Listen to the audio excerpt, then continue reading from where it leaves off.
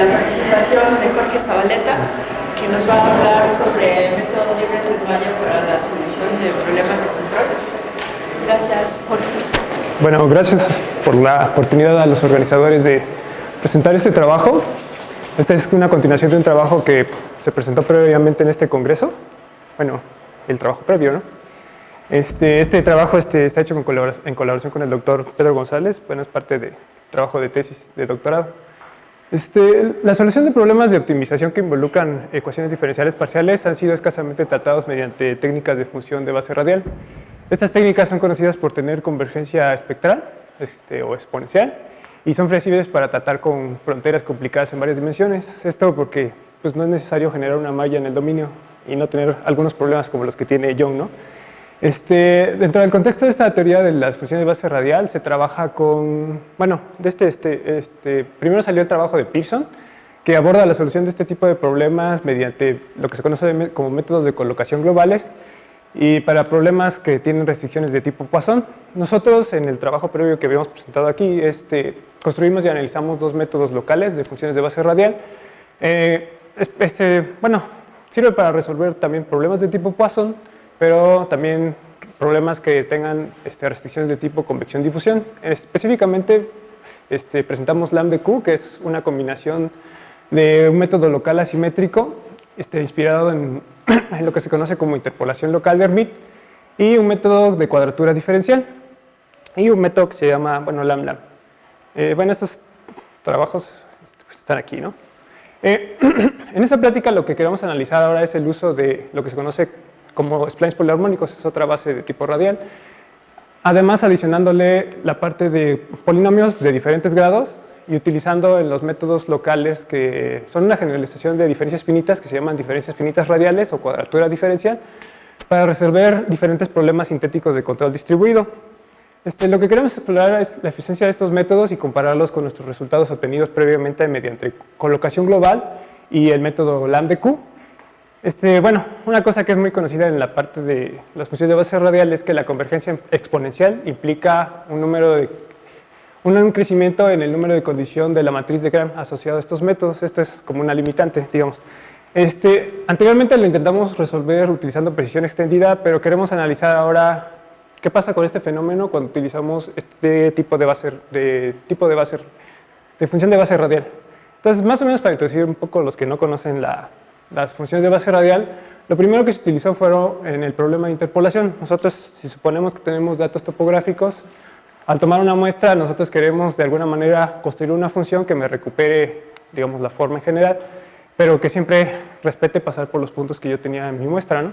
Entonces, así podemos generar modelos topográficos o encontrar o evaluar funciones donde nosotros no conocemos. Estos interpoladores de base radial básicamente tienen esta forma, ¿no? Es una combinación lineal de funciones, las funciones phi que se llaman funciones radiales o funciones de base radial, compuestas con la norma euclidiana. Esta composición con la norma euclidiana me permite extenderlo fácilmente a varias dimensiones, ¿no? Sin tener que preocuparme mucho de varias cosas. En general, ahorita yo voy a utilizar funciones que sean estrictamente condicionalmente definidas positivas y ahorita voy a dejarlo ahí tantito. Pero este tipo de funciones de base radial necesitan además agregarles un término polinomial. Este término polinomial aquí lo escribí como en forma de una base para el espacio de polinomios. En general, la base de polinomios que se utiliza son los monomios, ¿no? Es decir, por ejemplo, para un polinomio en R2 de grado 2 sería tomar el término 1, xy, x cuadrada, xy y y cuadrada. Entonces, bueno, para definir este interpolador con respecto al conjunto de datos que nosotros tengamos, necesitamos definir lo que son estos coeficientes. Estos coeficientes se obtienen al imponer las condiciones de interpolación, ¿no? Porque quiero construir un interpolador. Entonces necesito fijar las condiciones de interpolación y estas condiciones de momento. Esto me genera un sistema algebraico que este sistema algebraico tiene solución única, asegurándose que este conjunto de datos que yo tomé sea PQ unisolvente. Eso de PQ unisolvente quiere decir que el polinomio de grado a lo más Q menos 1 que se anulan los datos solamente es el polinomio 0. Entonces, esto me garantiza que la matriz P que aparece aquí, que sale de las condiciones de momentos, sea no singular, bueno, sea de rango completo y que la matriz sea definida positiva. Eso me va a permitir la invertibilidad y encontrar los pesos. Bueno, hay muchas selecciones de las funciones de base radial, ¿no? Las que a mí me interesa ahorita mostrar son las potencias radiales, que son básicamente la norma euclidiana elevada a una potencia impar. Estas tienen esta forma y, por ejemplo, para el caso de las potencias radiales lineales, estas son condicionalmente definidas positivas de orden 1. Eso quiere decir que necesito al menos meter un polinomio constante para garantizar la invertibilidad de mi sistema. También existen los que se conocen como splines de placa delgada, que son la norma euclidiana elevada a una potencia par multiplicada por un logaritmo de r. Estas son condicionalmente definidas positivas de orden alfa más 1. El caso canónico, introducido por Duchamp, es para alfa 1, y estas son condicionalmente definidas positivas de orden 2, es decir, que necesito al menos un polinomio lineal para garantizar la invertibilidad y encontrar los coeficientes. Digo al menos porque existe un resultado que me dice que son condicionalmente definidas de orden superior, es decir, esta es condicionalmente definida de orden Q3, 4, 5, así, ¿no? Y eso lo voy a necesitar para cuando yo meta polinomios más grandes. Entonces, bueno, estas en general, los dos, se conocen como splines poliarmónicos. Los primeros son splines poliarmónicos impares y estos son pares, ¿no? Por las potencias que incurren aquí, ¿no? Aquí les decía que son potencias pares. Entonces, estos polinomios tienen una propiedad muy interesante, que son invariantes ante escalamientos, ¿no? Entonces, por ejemplo, supongamos que yo quiero escalar mi dominio y bueno, aquí los datos los voy a... Porque, por ejemplo, los datos me los dan, ¿no? Entonces, yo no conozco por lo general la función de dónde vinieron esos datos. Entonces, esos datos los dejo fijos. Lo que sí puedo hacer es variar o encoger mis datos o hacerlos más chiquitos, ¿no? Entonces, bajo esos escalamientos voy a ver que este interpolante, por ejemplo, aquí puedo definir el interpolante para los datos escalados, básicamente la misma forma. Lo único que aquí voy a dejar un poco a la par son el espacio de polinomios que utilizo aquí. Este va a tener básicamente el mismo sistema, solo que el lado derecho se queda fijo, estos cambian con respecto a h, o tendría que cambiar con respecto a h, y tienen la misma estructura. Entonces, para encontrar los pesos, suponiendo que es invertible la matriz, pues simplemente invierto aquí, ¿no? Entonces, no se hace, pero digamos es la forma visual de hacerlo aquí. Y podemos ver que, por ejemplo, para los splines poliarmónicos impares, la matriz G, pues básicamente es la matriz G que tenía en el espacio sin escalar multiplicado por este factor H alfa menos 1, ¿no? Eso, bueno, va a decir ahorita. En el caso de los polinomios, si yo tomara la base usual que les comenté hace rato, no me permitiría sacar este factor. Lo que hago es hacer un cambio en la base de los polinomios para el spline en el espacio escalado, y tomando una base de polinomios adecuada me permite sacar este factor h alfa 2 alfa menos 1. Entonces, si yo puedo sacar estos dos factores, realmente, por ejemplo, mi matriz en el espacio, bueno, en el dominio escalado, es básicamente la misma matriz en el espacio sin escalar por este factor h2 alfa menos 1, ¿no? Bueno, esto hace o me permite calcular los pesos para el spline escalado a través de los pesos para el spline sin escalar, solo que multiplicado por este factor, ¿no?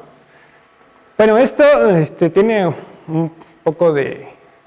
Bueno, parece ahorita un poco fuera de contexto, pero me va a servir para algo, ¿no? Hay que ver que, por ejemplo, como ya teníamos que la matriz, hay una relación entre la matriz para el espacio escalado y el que no está escalado, eso me permite garantizar que voy a conservar el mismo condicionamiento de las matrices. Ahorita en el experimento se va a ver la repercusión de esta formulita, ¿no?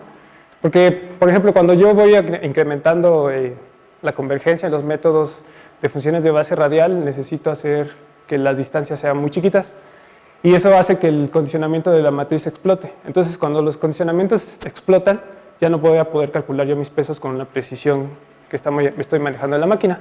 Entonces, bueno, calculando con estos pesos, realmente me da una relación de invarianza entre el spline sin escalar con el spline escalado. Entonces, aquí se va a ver un poco mejor el impacto de este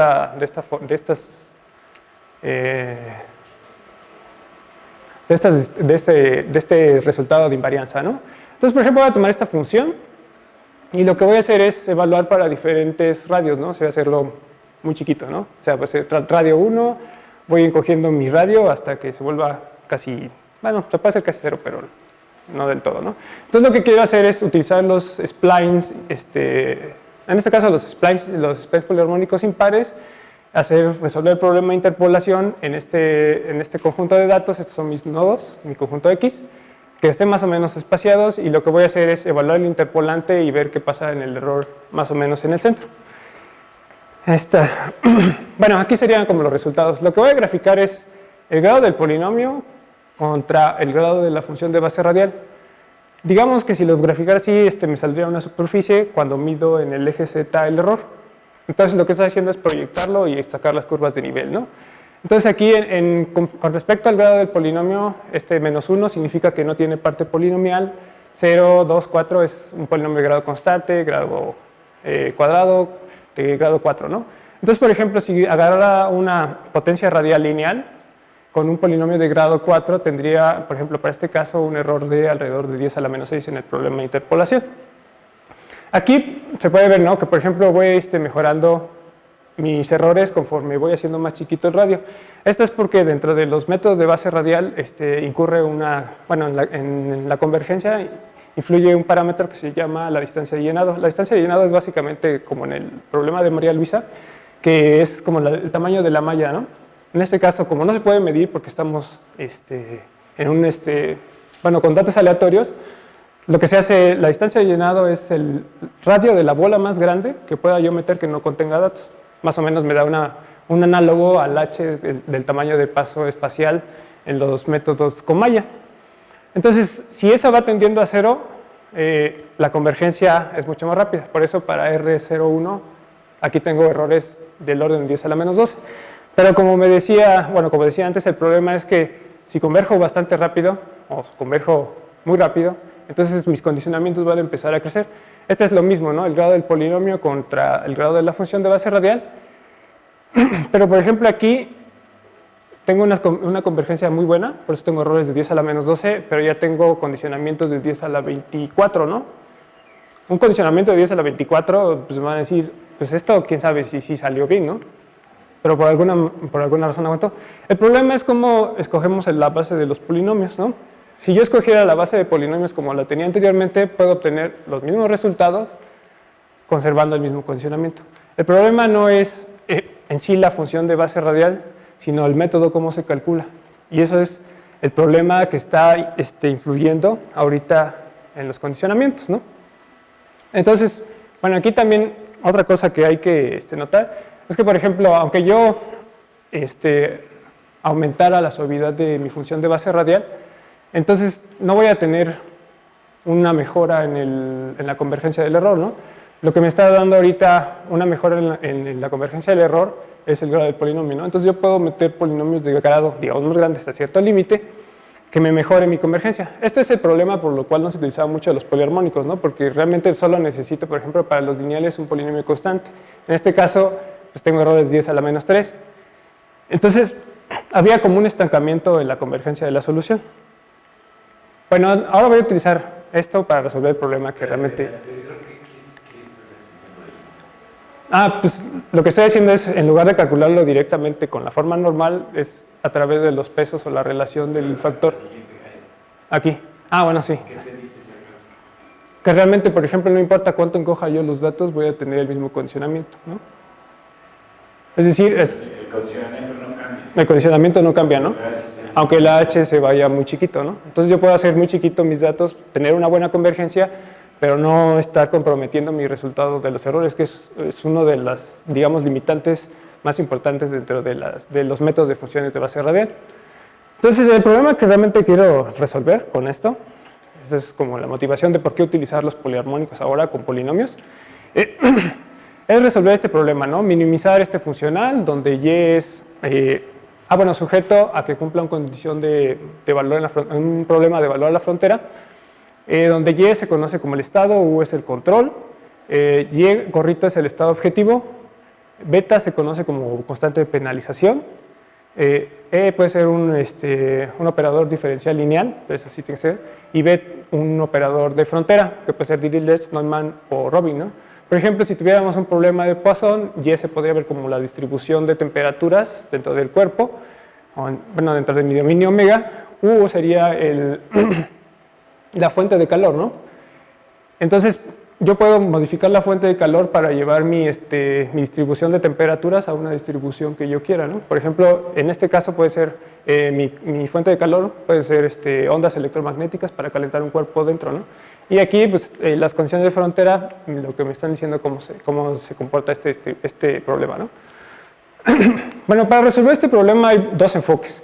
El de optimización, discretización y discretización, optimización. Nosotros ocupamos el optimización, discretización, es decir, vamos a conseguir primero las condiciones óptimas para resolver este problema y ya una vez que tengamos esas condiciones de optimalidad, es decir, encontrar el mínimo en el continuo, vamos a discretizar y eso es lo que vamos a resolver con los métodos numéricos. Entonces, para hacer eso, encontrar las condiciones de optimalidad, lo que hacemos es hacer una formulación lagrangiana de mi funcional, incorporar las restricciones del problema de valor a la frontera dentro de mi funcional y utilizar la derivada de Frechet para obtener las condiciones de optimalidad. Es decir, aquí el estado y el control que satisfacen este sistema de ecuaciones son el estado y el control óptimo, es decir, los que minimizan el funcional que tenía al principio. Entonces, ahora lo único que tengo que hacer es resolver este problema. Esto, al principio, Pearson lo hizo con métodos globales, les decía, para problemas de tipo Poisson. Nosotros lo hicimos con métodos locales, que alguna vez presentamos aquí en una edición previa del Congreso, y los resultados están en este paper, si a alguien le interesa más o menos. ¿Sí? Bueno, lo que voy a hacer aquí es explicar brevemente la parte de funciones de base radial de diferencias finitas, que es lo que estamos utilizando ahorita. Es básicamente una generalización de las diferencias finitas que presentó ahorita María Luisa, solo que en un enfoque, en una formulación aleatoria, ¿no? Porque, por ejemplo, nosotros tenemos cierta regularidad que nos da la malla y podemos encontrar los pesos que corresponden a los valores funcionales, ¿no? Entonces, lo que queremos es aproximar el operador centrado en XK con los valores de la función, pero nosotros en general no los conocemos. Por lo cual utilizamos las funciones de base radial para aproximar la función y hacemos que cumplan, la fórmula de cuadratura para encontrar los pesos W. Una vez que ya tenemos esos pesos W, lo que hacemos es, ya que están discretizados mis operadores, los volvemos a la ecuación diferencial y vamos a obtener, en lugar ahora de matrices tridiagonales o matrices tridiagonales por bloque, porque pues, son los vecinos, aquí lo que estamos haciendo es tomar los vecinos más cercanos, pero estos vecinos más cercanos pues, están de forma aleatoria, ¿no?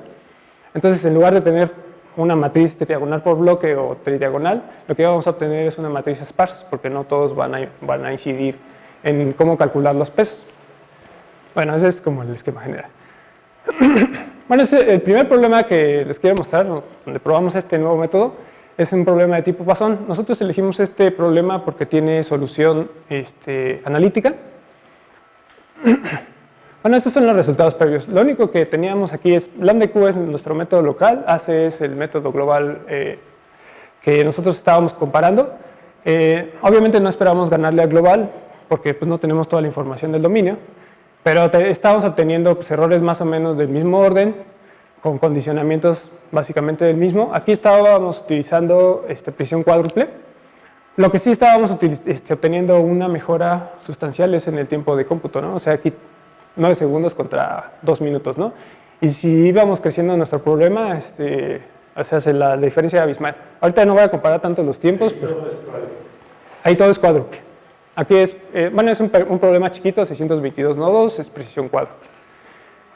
Lo que sí teníamos es que empezábamos a ver el problema del crecimiento en los condicionamientos de la matriz de Gram, ¿no? Entonces, sobre todo en colocación global, cuando nosotros, aquí también otra cosa que no les dije es que estamos utilizando otra función de base radial que se llaman multicuádricos. Estos multicuádricos dependen de un parámetro que se llama parámetro de forma, que nos dice más o menos cómo son nuestras funciones base, es decir, si son muy aplanadas o son muy puntiagudas. Aquí, con respecto, si vamos variando este parámetro de forma, entonces vamos a llegar a un punto donde alcanza el límite de la convergencia y van a reventar los sistemas. Entonces, en esta parte voy a tener errores, ¿no? Ese es el error relativo. En el caso del local teníamos un poquito de holgura en la elección de este parámetro de forma. Este parámetro de forma, si nosotros lo vamos tendiendo lo más posible a un valor óptimo, entonces nos va a mejorar mucho la convergencia, ¿no? Esto es para diferentes valores de la constante de penalización. Y aquí se ve, ¿no? Este es el número de condición. Entonces, por ejemplo, si nosotros vamos incrementando el valor del parámetro de forma, ya tenemos condicionamientos del orden de 10 a la 32, ¿no? En precisión cuádruple, es decir, que ya se comió toda la precisión de la máquina. Entonces, también nosotros, aparte de utilizar precisión cuádruple, utilizamos precondicionadores en los sistemas locales, lo cual me permitía bajar más o menos como 10 órdenes de magnitud, ¿no? Esto pues, ya me daba holgura en los cálculos. Aunque sí, pues meter precisión cuádruple y ¿cómo se llama esto? Precisión cuádruple y precondicionadores hacía un poquito más caro el método, no mucho, pero es bastante óptimo. Entonces, por eso nosotros quisimos probar qué pasaba ahora con los poliarmónicos.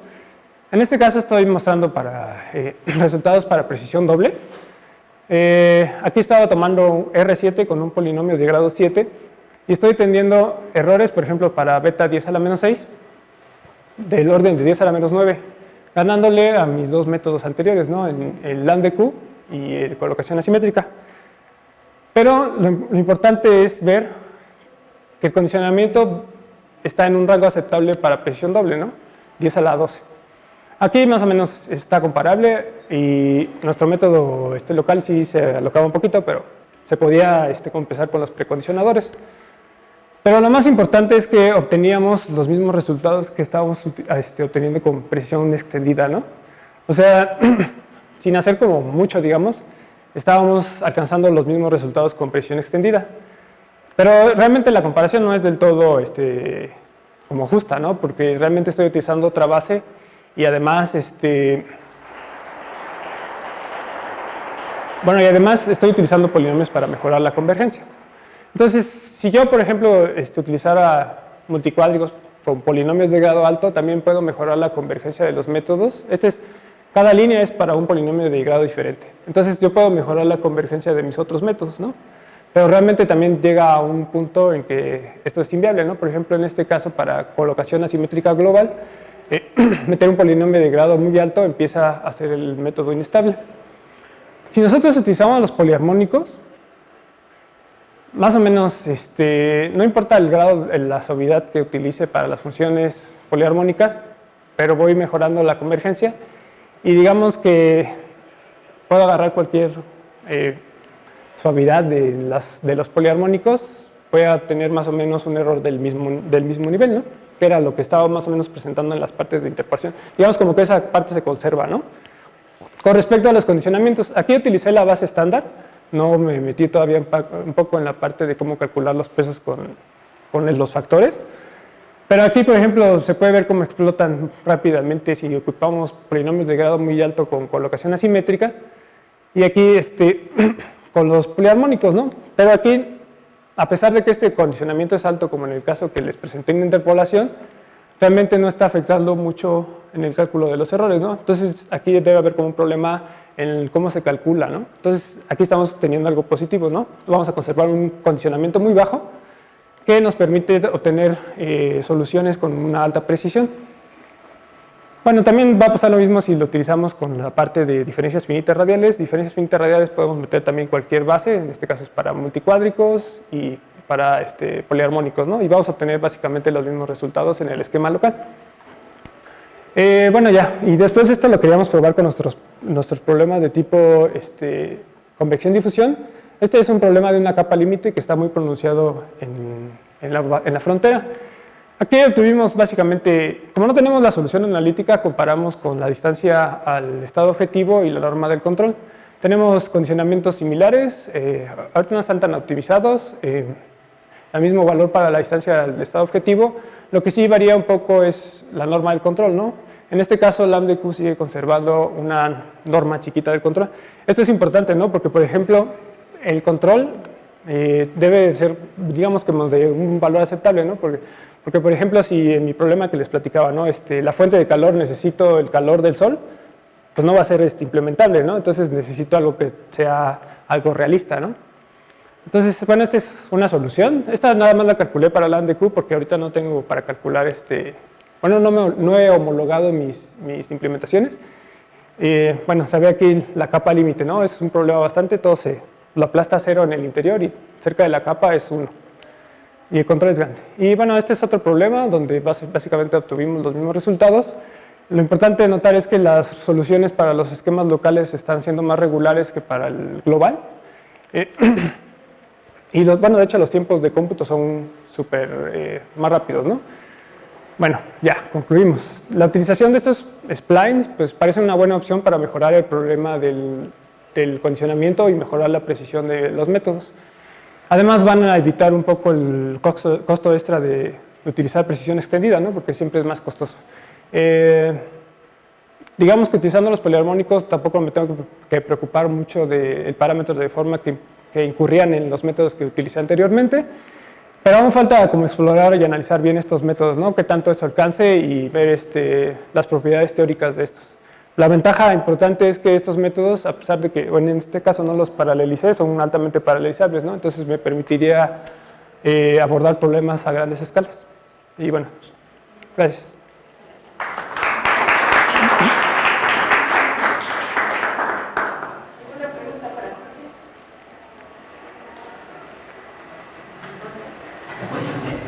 O sea, ¿cuál es la conclusión más significativa? La conclusión más significativa es que estoy atacando el problema de los condicionamientos, ¿no? De que O sea, obtienes el mismo obtengo los mismos resultados, errores, condicionamientos con, precisos así. con precisión sencilla, Y el otro se obtiene con presión pero con precisión cuádruple. y condicionamientos mucho más altos. ¿Cuál sería como a futuro lo que vas a hacer? Pues la intención era de ocuparlos bueno, la limitante que puso Pearson con sus métodos globales es que era aplicable solo a problemas muy chiquitos, ¿no? Entonces, la idea es ponerlos o aplicarlos a problemas a gran escala y, y luego también a problemas de control evolutivos, ¿no? O sea, porque estos son estacionarios. Entonces, aplicarlo a problemas de control evolutivos que son un poco más complicados que esto, ¿no? Bueno.